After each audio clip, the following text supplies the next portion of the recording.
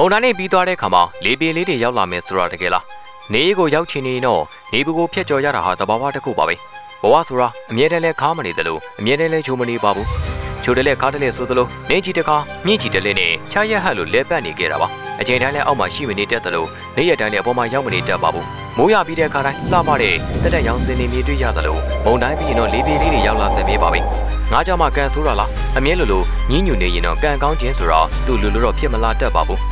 ကံကောင်းခြင်းတော့ကောင်းတာတွေလုပ်ဖို့လိုသလိုစူးစမ်းပြဖို့လည်းလိုပါတယ်။ကြာရှုံးနေတဲ့လူအများစုကိုကြည့်လိုက်မယ်ဆိုရင်အမြဲလိုထိုင်ပြီးညီးထွားနေကြတဲ့လူတွေကပိုပြီးတော့များပါတယ်။အစင်မပြေတာတွေများတယ်ဆိုတဲ့လူတွေကြည့်လိုက်ပြန်ရင်လည်းမယောင်ရာတွေမှာစီလူးနေကြတဲ့လူတွေကပိုပြီးတော့များပါတယ်။ကိုကအစင်မပြေရင်ဘာကိုအစင်ပြေအောင်လုပ်ရမလဲဆိုပြီးတွေးရတဲ့နှလုံးထီထွင်ကြီးပွားမှာပဲချဲထိုးလိုက်ရင်တော့အစင်ပြေလာမှာပဲဆိုတဲ့အတွေးတွေကလူတစ်ယောက်ရဲ့ကြာရှုံးခြင်းတွေပါ။ဘွားကအစင်ပြေပြီးရင်စင်ပြေတယ်ဆိုတော့ကက်ရှာပါအစင်မပြေပြီးရင်သာအစင်မပြေဖြစ်နေကြတာကပိုပြီးတော့များပါတယ်အခုလဲမန်ယူသင်းဟာရလက်တွေဆိုးလိုက်တာအစင်မပြေလိုက်တာတွေများလိုက်တာ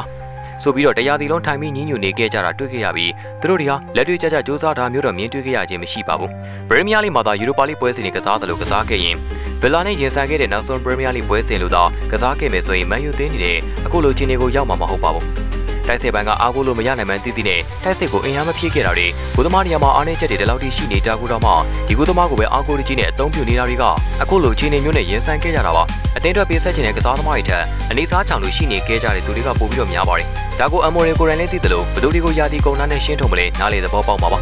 ဒီနေရာမှာတခုပြောချင်တာကအပတ်စဉ်တီးကြတဲ့ခံမှန်းချက်တွေကိုသိကြဖို့အတွက်ကျွန်တော်တို့ရဲ့ Goljago application ကိုလည်း Play Store မှာ download ရယူပြီးတစ်လကို9900ကျပ်နှုန်းနဲ့ VIP member ဖြစ်နေဝင်ရောက်ကအကောင်းဆုံးပွဲစဉ်ခံမှန်းချက်တွေကိုဝင်ရောက်ကြည့်ရှုနိုင်ပါတယ်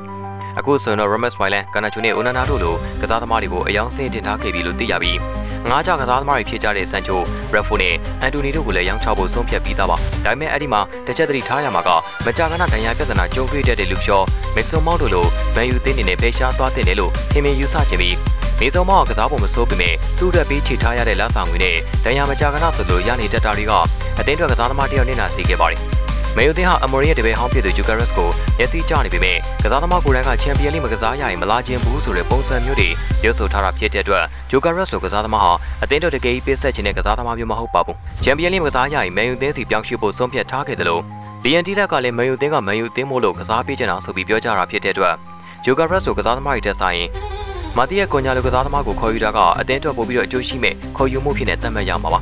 ဖီလာနဲ့ပွဲစဉ်ပြီးမှအမေရိကမုန်တိုင်းပြီးရင်လေပြေလာမေးလို့ပြောသွားခဲ့ပေမဲ့အဲ့ဒီလေပြေတွေလာခြင်းနဲ့ဆိုရင်တော့အသင်းမှာရှိတဲ့တက်ကြီးကစားသမားနဲ့ဒဏ်ရာမကြာခဏရတတ်တဲ့ကစားသမားတွေကိုရှင်းထုတ်ပြီးကစားသမားတဲ့နဲ့အစားထိုးသွားတဲ့လို့မြင်မိပါတယ်နောက်တစ်ချက်ကအသင်းစီကိုရောက်လာပြီးရေးသားခုမဲ့ကစားသမားလားပေးဆက်ခြင်းတဲ့ကစားသမားလားဆိုတော့ဒေတာလေးစိတ်စစ်သွားဖို့တော့လိုအပ်နေတာဖြစ်ပြီးအဲ့ဒီလိုမှမခွဲခြားနိုင်ဘူးဆိုရင်တော့မုန်တိုင်းပြီးရင်လေပြေမလာပဲလေပွေတွေထပ်ပြီးတော့ရောက်ရှိလာပွဲရှိခဲ့ပါတယ်